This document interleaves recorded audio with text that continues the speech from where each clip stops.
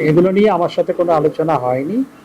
ডোনাল্ডো এই অঞ্চলে পররাষ্ট্রমন্ত্রী ডক্টর হাসান মাহমুদ বলেছেন, বাংলাদেশের সঙ্গে সম্পর্ক উন্নয়নের লক্ষ্যেই ঢাকায় এসেছেন যুক্তরাষ্ট্রের দক্ষিণ ও মধ্য এশিয়া বিষয়ক সহকারী পররাষ্ট্রমন্ত্রী ডোনাল্ড লু। বুধবার বিকেলে ডোনাল্ড লুর সঙ্গে বৈঠক শেষে এসব কথা বলেন পররাষ্ট্রমন্ত্রী। এদিন সোয়া ৩টায় পররাষ্ট্র মন্ত্রণালয়ে আসেন লু। এরপর বিকেল ৩:৩০টায় বৈঠক শুরু হয়। বৈঠক শেষে সাংবাদিকদের সঙ্গে কথা বলেন হাসান মাহমুদ। তিনি বলেন, বৈঠকে ভিসা নীতি নিয়ে কোনো আলোচনা হয়নি। র্যাবের নিষেধাজ্ঞা নিয়ে আলোচনা হয়েছে, তবে এটি দীর্ঘ প্রক্রিয়ার বিষয় বলে মন্তব্য করেন পররাষ্ট্রমন্ত্রী হাসান বলেন, জিএসপি সুবিধা ফিরিয়ে দিতে চায় যুক্তরাষ্ট্র, তবে শ্রমনীতি সংশোধন করার আহ্বান জানিয়েছেন ডোনাল্ড লু। এর আগে পররাষ্ট্রমন্ত্রী ডক্টর হাসান মাহমুদের সঙ্গে বৈঠক শেষে ডোনাল্ড লু বলেন, যুক্তরাষ্ট্র বাংলাদেশে অবাধ, সুষ্ঠু এবং সহিংসতামুক্ত নির্বাচন অনুষ্ঠানের জন্য কঠোর পরিশ্রম করেছিল। আমরা সামনের দিকে তাকাতে চাই, পেছনের দিকে নয়। আমাদের সম্পর্ককে মজবুত করার জন্য উপায় বের করতে চাই। এজন্য আমি মন্ত্রীর সঙ্গে কথা বলেছি। আমাদের দুই দেশের মধ্যে অনেক গুরুত্বপূর্ণ ইস্যু রয়েছে, যেমন র্যাবের উপর নিষেধাজ্ঞা, শ্রম আইন সংস্কার, মানবাধিকার এবং ব্যবসায়িক পরিবেশ সংস্কার। এ সম্পর্ক জোরদার করার জন্য আমাদের ইতিবাচক দিক নিয়ে সহযোগিতা বাড়াতে হবে।